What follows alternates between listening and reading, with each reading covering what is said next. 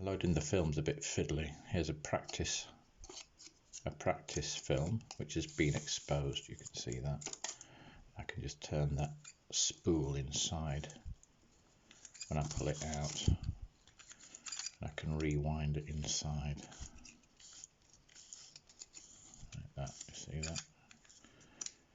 Try not to fully rewind it because then you won't be able to pull it out. You want that tab remaining. So I'm going to open up the back.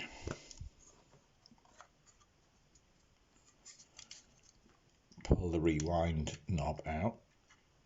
See that? It disengaged the thingamabob. Put film in that way. So it sits in nice, and then you pop that down again. Then you gently take the film out and you pop it into the take-up spool here. Can you see that? And then you feed that tab into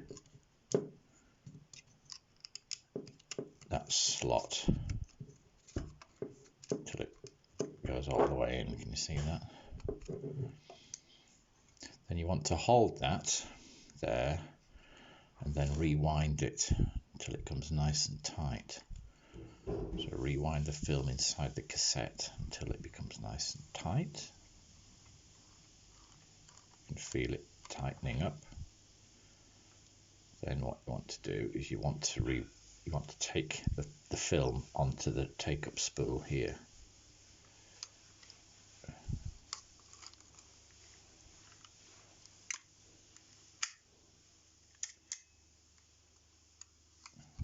Which it isn't doing. So it's a bit fiddly, especially when you're making a video. Try again.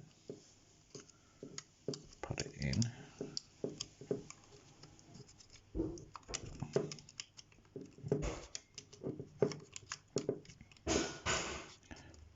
Turn it around. You kind of need to get these little gears in.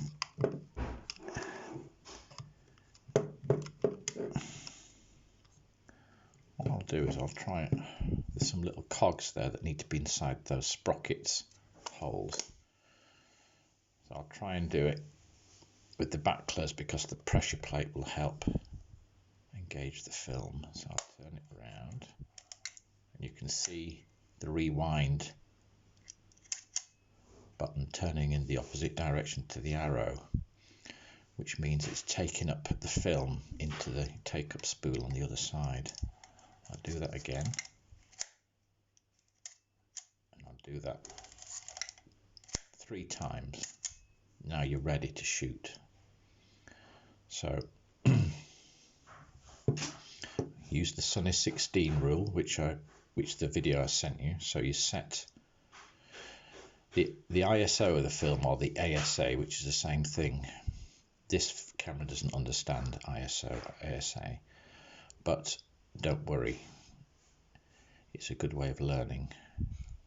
Just set the shutter speed to the nearest ISO or ASA, which in this case is, if it's FP4 film that you're using, you set it to 100. You see that? 100 of a second, because the ISO of the film I've sent you is up 125.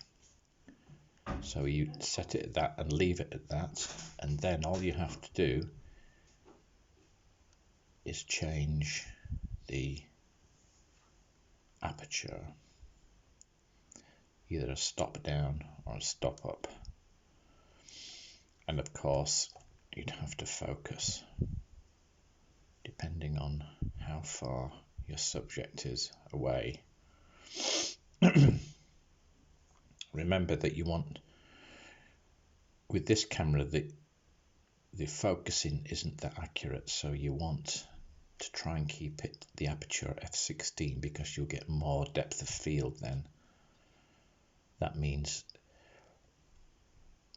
what's in focus behind and in front of the subject. With f16, You see that f16? You'll get more in front. You'll get something like you get more in focus in front of your subject and more in focus behind. So you get infinite focus behind and maybe up to 4 meters in front. So that's it. You're loaded and you're ready, and you've set your shutter speed. And if it's sunny, remember f16. If it's a little bit cloudy, f11. If it's full shade, f8 or f5.6. That video will give you a good idea. And if f2.8 is in a sunny room indoors, something like that. f2.8, remember, is the widest aperture. See that? That means it won't give you much depth of field, maybe only something like a couple of feet or so that will be in focus. Okay, that's the end of that video.